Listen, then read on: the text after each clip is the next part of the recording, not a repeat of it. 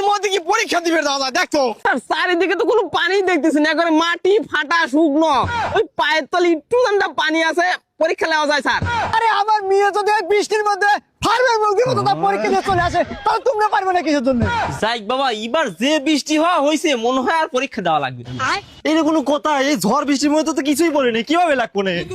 মাথাই কাজ করে না। কে রে, তোরা কোন যাস? কে পরীক্ষা দিবে? ফাইজলামি করিস না তো, বই খাতালি কোনে যাচ্ছ তাই কো। আরে ফাজলামি করবো কে, আসলে পরীক্ষা দিবে যাচ্ছি। আরে ঝড় বৃষ্টির কারণে রাস্তাঘাট স্কুল সব ডুবে গেছে, এর মধ্যে পরীক্ষা বের করলো কিনা? শিক্ষামন্ত্রী তো মাথা খায় দিল রে। এসির মধ্যে বসে থেকে পাঠ লিখছে নাই, বাইরে কি হইলো না হলো সেটা না দেয়, বড় বাড়ির মধ্যে পরীক্ষা লিখবে কয়। আমি পরীক্ষা দেবো দেখি না কি হয় আমার। কসে পরীক্ষা না দিলে গোল ফেল। যতই ফেল দেখ, আমি পরীক্ষা দেবো মানে দেবো না, আমার এক জবান। থাক গা, এ চল আমরা যাই। পরীক্ষা পাশ করলে আব্বা বিয়ে হবে চাইছে।